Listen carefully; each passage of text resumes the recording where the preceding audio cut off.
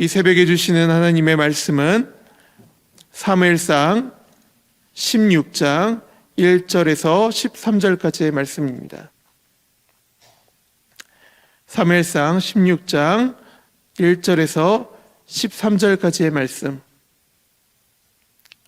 한 절씩 교독하여 읽도록 하겠습니다. 여호와께서 사무엘에게 이르시되 내가 이미 사울을 버려 이스라엘 왕이 되지 못하게 하였거늘 내가 그를 위하여 언제까지 슬퍼하겠느냐. 너는 뿔에 기름을 채워가지고 가라. 내가 너를 베들레헴 사람 이새에게로 보내리니 이는 내가 그의 아들들 중에서 한 왕을 보았느니라 하시는지라. 사무엘이 이르되 내가 어찌 갈 수 있으리까. 사울이 들으면 나를 죽이리이다 하니 여호와께서 이르되 너 끌고 가서 말하기를 내가 여호와께 제사를 드리러 왔다 하고 이새를 제사에 청하라. 내가 내게 행할 일을 가르치리니 내가 내게 알게 하는 자에게 나를 위하여 기름을 부을지니라. 사무엘이 여호와의 말씀대로 행하여 베들레헴에 이르되 성읍 장로들이 떨며 그를 영접하여 이르되 평강을 위하여 오시나이까.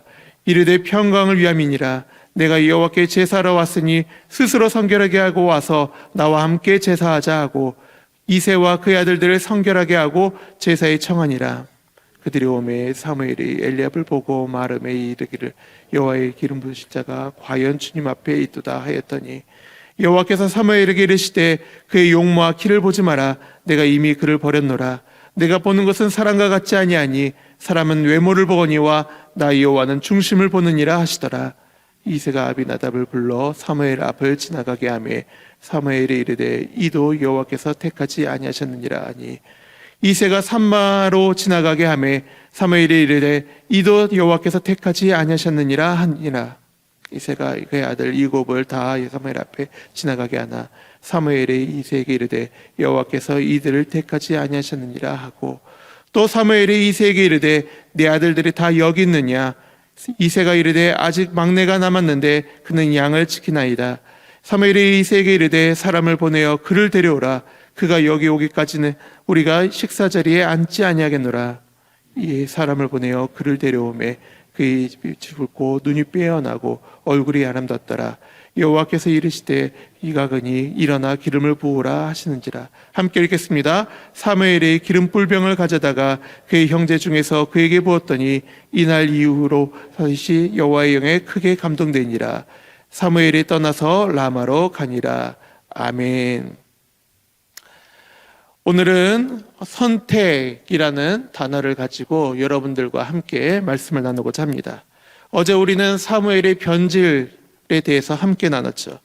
사울은 하나님께서 겸손한 모습으로 하나님께서 그를 왕으로 선택하셨지만 점점 하나님의 선택과 하나님의 뜻에 귀 기울이기보다는 자신의 뜻과 이 백성들의 시선에 마음을 돌리며 길을 잃어버렸습니다.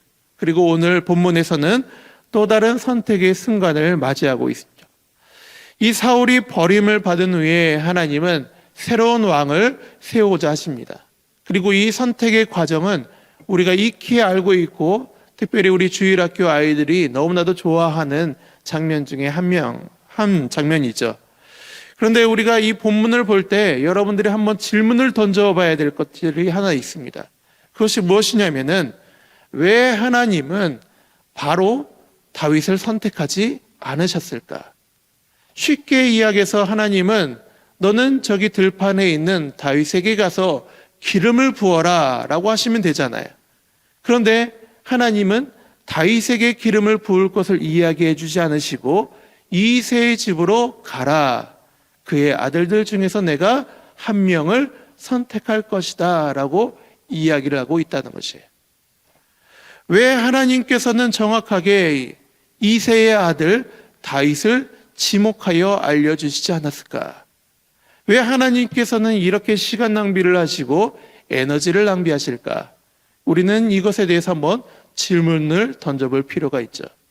근데 성경을 제가 한번 살펴보니까 하나님의 의도가 보이는 것이 지금까지 수많은 사람들이 선택된 과정들을 보면은 선택의 과정은 생략되어 있다는 거예요. 하나님께서는 사무엘을 선택하실 때도 선택하셨고 그에게 선택되었음을 알려주셨죠. 아브라함도 마찬가지입니다. 하나님께서 선택하셨고 선택된 결과대로 인도하셨죠. 모세도 마찬가지죠. 모든 과정들을 가만히 보면은 하나님께서는 선택하신 이유에 대해서는 알려주지 않으시고 선택의 결과만 보여주셨다는 거예요. 그렇기 때문에 오늘 이 과정들은 하나님께서 우리에게 주시는 은혜인 줄 믿습니다. 이 과정을 통하여서 우리는 어떻게 하나님께서 원하시는 선택을 할 수 있을지, 그리고 하나님께서 원하시는 선택의 방법은 무엇인지를 우리는 이 과정을 통해서 깨닫게 되죠. 우리가 인생을 살아가면서 매번 인생의 갈림길 가운데 서게 됩니다. 이것이 하나님의 선택이 맞는지, 이것이 하나님의 뜻인지 우리는 도저히 알 수가 없을 때가 있죠. 하지만 오늘 이 본문을 통하여서 하나님의 선택의 원칙을 발견하고 우리의 삶에서 하나님이 주신 지혜로 하나님의 가장 아름다운 것들을 올려드리는 저와 여러분들이 되시기를 간절히 소망합니다. 첫 번째, 하나님께서 선택하시는 방법은 무엇이냐? 선택의 과정은 성결해야 한다는 것이에요. 우리 5절 한번 다시 한번 읽어볼까요? 이르되 평강을 위함이니라. 내가 여호와께 제사로 왔으니 스스로 성결하게 하고 와서 나와 함께 제사하자 하고 이새와 그의 아들들을 성결하게 하고 제사에 청하니라. 사무엘이 선택의 과정에 앞서서 무엇을 했느냐? 스스로 성결하게 하고 또 성결한 것을 선택하고자 한다는 거예요. 이것은 하나님의 마음을 잘 알고 있었던 사무엘이 선택의 과정 가운데 가장 필수적으로 했다는 것이죠. 성결한 마음으로 성결한 것을 선택하라. 이것은 굉장히 단순한 것 같아 보이지만 우리의 일상 가운데서 이 부분이 잘 지켜지진 않습니다. 우리가 하나님 보시기에는 아름답지 않은 것을 볼 때도 적당히 우리의 상황과 환경 가운데 하나님, 어쩔 수 없이 이것을 선택해야 되지 않습니까?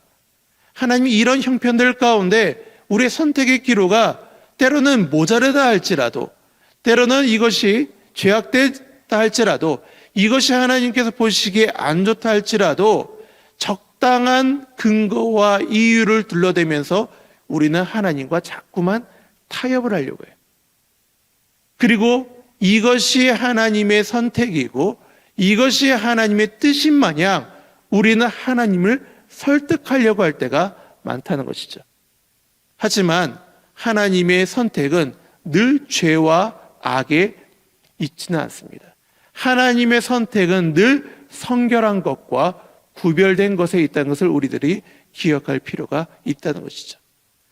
죄가 있는 곳에 하나님의 선택은 없습니다. 하지만 때로는 하나님의 악을 선으로 바꾸실지언정 하나님의 선택에는 늘 거룩함과 구별되음이 있다는 것을 우리들은 기억할 필요가 있다는 것이죠.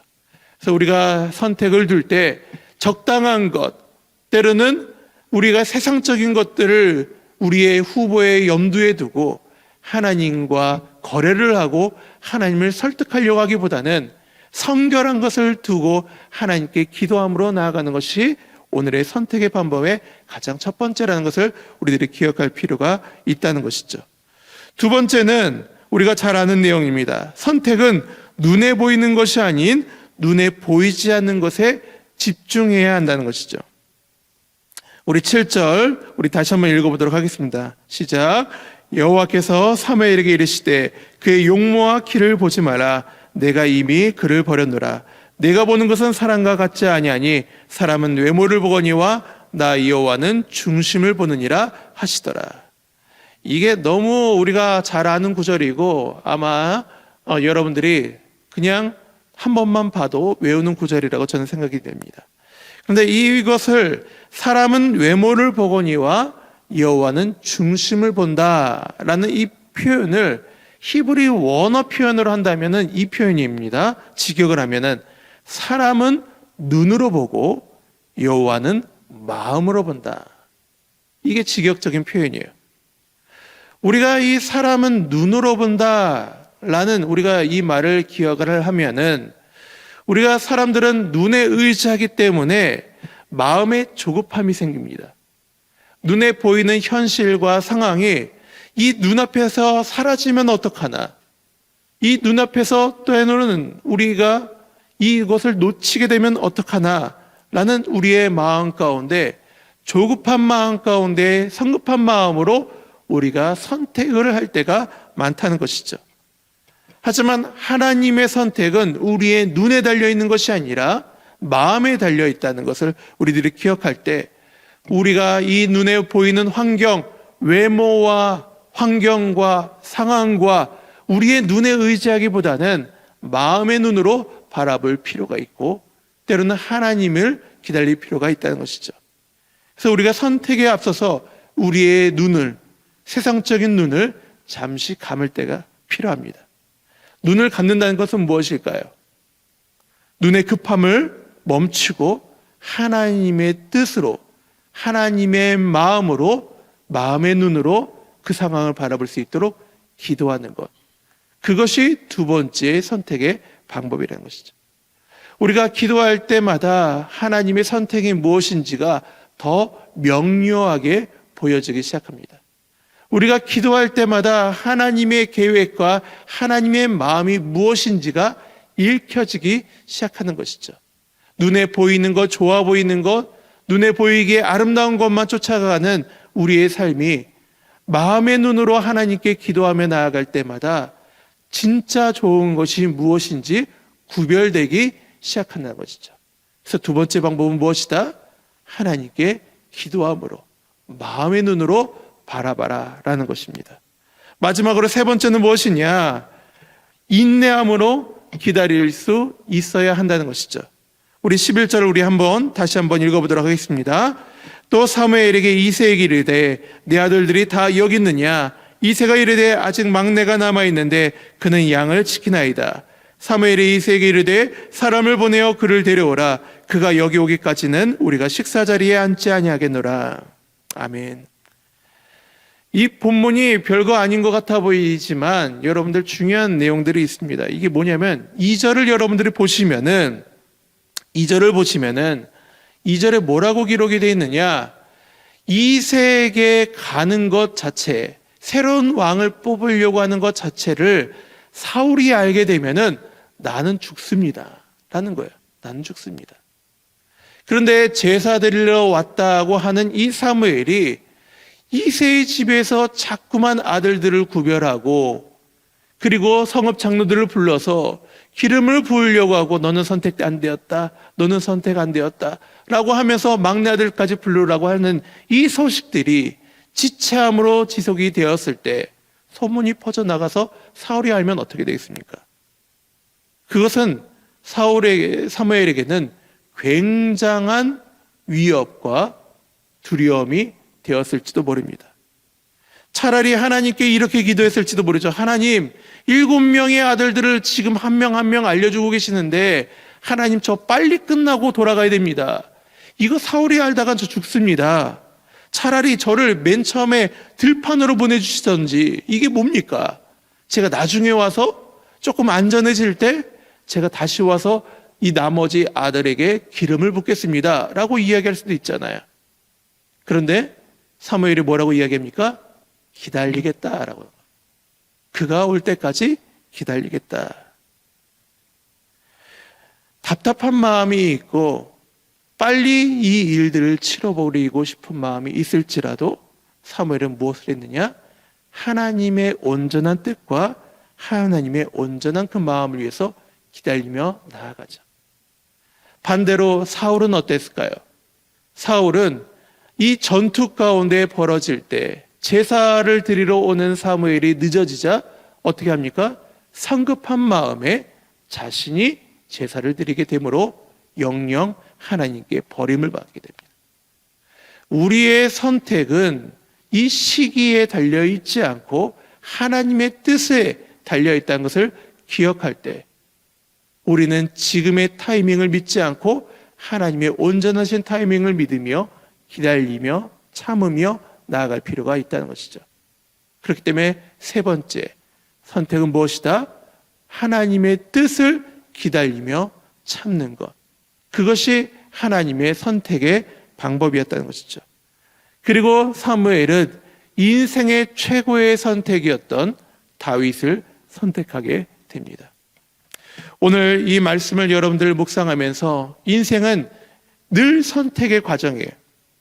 그리고 우리는 그 선택의 여정 가운데 하나의 길을 선택하고 그 열매를 맞이하게 됩니다.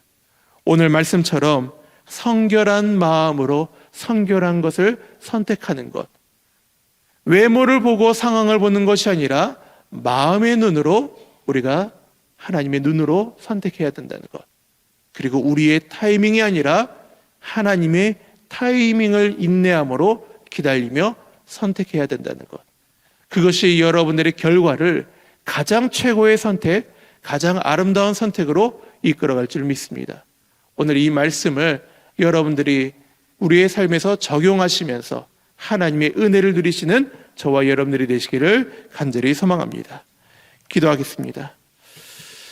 하나님, 오늘 다윗이 선택된 과정들을 바라보면서 우리의 인생의 여러 가지 갈림길과 문제들 앞에 하나님께서 원하시고 하나님께서 우리에게 주시고자 하는 가장 좋은 것을 선택하는 방법을 깨닫게 해주시니 감사합니다. 하나님, 세상의 기준과 흐름 속에서 우리가 갈피를 못 잡은 채 우리의 눈과 우리의 생각으로 판단하지 않게 해주시고 온전히 하나님의 지혜와 하나님의 뜻과 하나님의 타이밍을 기다리며 믿음의 눈으로 바라보며 우리의 가장 좋은 선택을 이뤄나가는 복된 저희들이 되게 하여 주시옵소서. 오늘의 하루의 삶도 주님께서 지켜주시고 오늘의 이 말씀이 오늘의 인생 가운데 중요한 결단을 내려야 되는 모든 성도들에게 하나님이 주시는 귀한 선물이자 표대가 될 거라 믿고 감사드리오며 이 모든 말씀 우리 주 예수 그리스도의 이름으로 기도드리옵나이다. 아멘.